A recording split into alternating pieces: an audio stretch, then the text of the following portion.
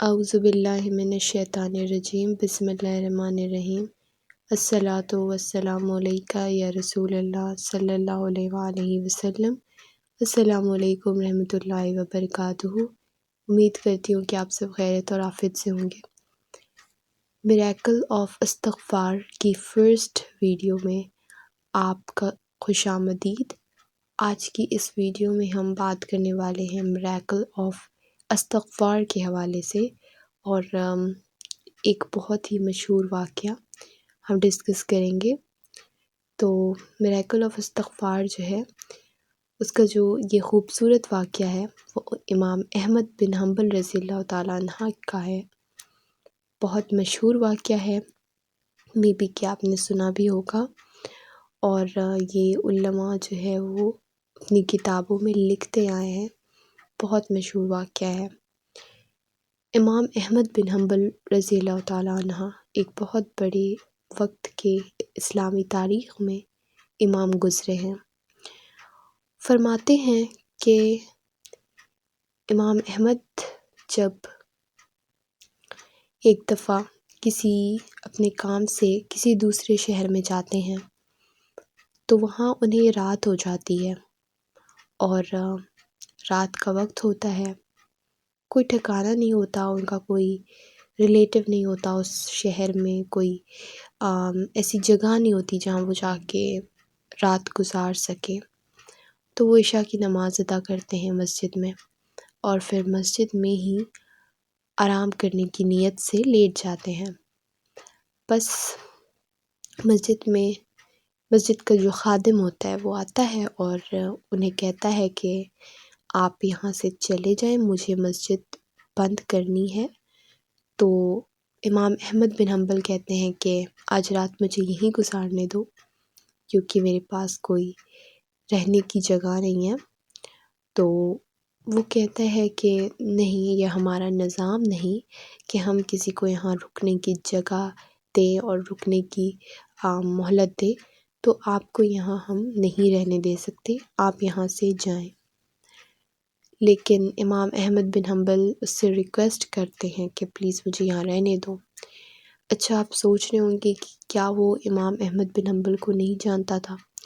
بے شک امام احمد بن حنبل وقت کے اسلامی تاریخ کے اندر بہت بڑے امام گزرے ہیں، اور ان کو ساری دنیا جانتی تھی، لیکن اس ٹائم کوئی موبائل کا زمانہ تو تھا نہیں، تصویروں کا زمانہ تو تھا نہیں، جس وجہ سے لوگوں کو پتہ رہے کہ امام احمد بن حنبل یہی شخص ہے یا وہ ایسے دکھتے ہیں۔ اس وجہ سے پھر اس نے ان سے تھوڑی بدتمیزی کی، لیکن پھر وہاں پہ وہ ریکویسٹ کر رہے تھے اس سے، بس یہ گفتگو چل ہی رہی تھی کہ اتنے میں ایک نان بائی کو وہاں سے گزر رہا ہوتا ہے، وہ یہ باتیں سن لیتا ہے، اور وہ آتا ہے اور کہتا ہے کہ بزرگ کو کیوں تنگ کر رہے ہو، انہیں میرے ساتھ میرے گھر جانے دو۔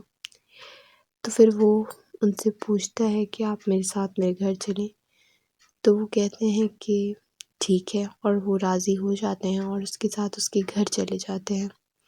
وہ نان بھائی انہیں اپنے گھر لے کر جاتا ہے اور انہیں آرام کرنے کے لیے جگہ دیتا ہے، اور وہ آرام کرتے ہیں۔ جب وہ آٹا لے کے گوندنے کے لیے بیٹھ جاتا ہے تو ساتھ ساتھ آٹا گوندتا جاتا ہے، اور استغفر اللہ استغفر اللہ استغفر اللہ کا ورد بھی اپنی زبان پہ جاری رکھتا ہے۔ تو امام احمد بن حنبل کہتے ہیں کہ اسے بڑے غور سے دیکھتے ہیں، اور پھر کہتے ہیں کہ یہ جو تم پڑھ رہے ہو اس نے تمہیں کیا فائدہ دیا ہے؟ تو امام احمد بن حنبل کی بات سن کر وہ نان بھائی کہتا ہے کہ فائدہ یہ دیا ہے اس وظیفے نے مجھے، یہ استغفار کے وظیفے نے مجھے، کہ جب سے پڑھنا شروع کیا ہے اللہ نے مال اتنا دیا ہے کہ سنبھالا نہیں جاتا، اور اللہ نے میری ہر دعا کو قبول فرمایا ہے، جو دعا کرتا ہوں قبول ہو جاتی ہے۔ لیکن ایک دعا ہے جو کافی لمبے عرصے سے کر رہا ہوں مگر قبول نہیں ہو رہی۔ امام احمد بن حنبل کہتے ہیں کہ وہ کون سی دعا ہے؟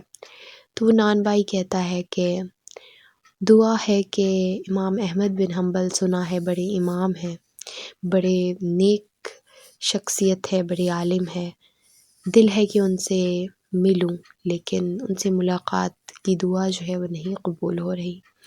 امام احمد بن حنبل رضی اللہ تعالیٰ عنہ کہتے ہیں کہ میں ہی ہوں امام احمد بن حنبل، اور آج ایسا لگتا ہے کہ فرشتے نے مجھے گھر سے کھینچ کر یہاں تک تم سے صرف ملانے کے لیے ہی لایا ہے۔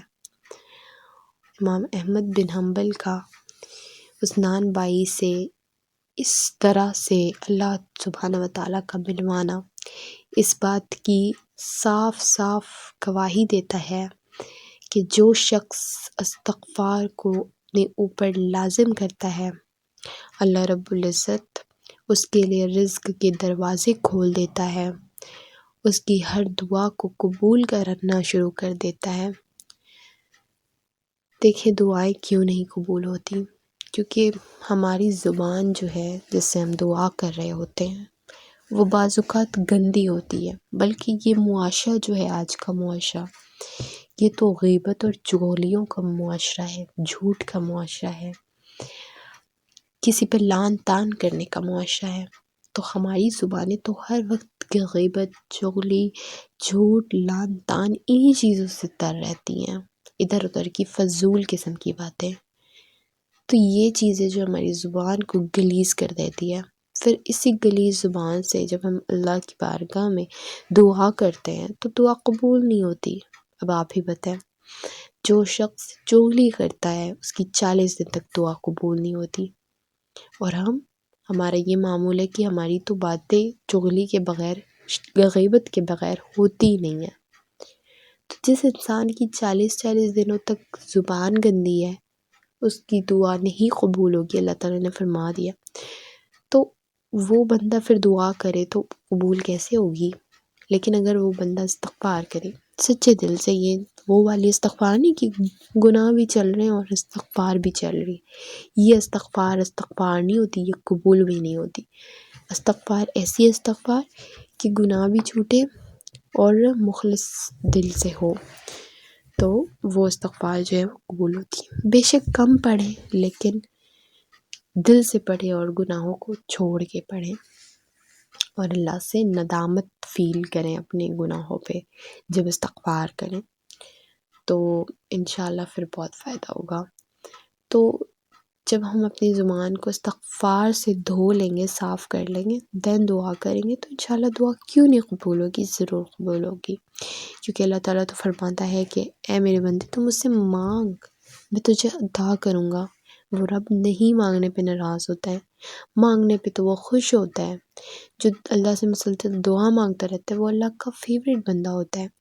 جو اللہ سے دعا نہیں مانگتا اللہ اس سے ناراض ہو جاتے ہیں۔ تو میرا رب تو وہ ہے جو مانگنے پہ خوش ہوتا ہے، جو نہ مانگنے پہ ناراض ہوتا ہے۔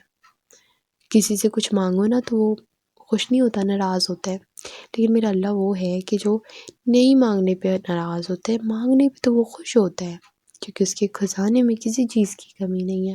وہ کیوں نہیں آپ کی دعا سنے گا؟ وہ کیوں نہیں آپ کو کچھ دے گا؟ کمی ہمارے اندر ہے۔ اللہ رب العالمین کی رحمت اور عطا پہ کبھی بھی کوئی بھی کمی نہیں ہے، اور کبھی بھی نا امید نہ ہو اللہ کی رحمت سے اور اس کی عطا سے۔ ٹھیک ہے، اگر ہمیں کچھ نہیں مل رہا، ہماری دعا نہیں قبول ہو رہی تو ہماری غلطی ہے، ہماری زبان گندی ہے جس سے ہم دعا کر رہے ہیں، ہمارا قلب گندا ہے جس سے وہ دعا نکل رہی ہے۔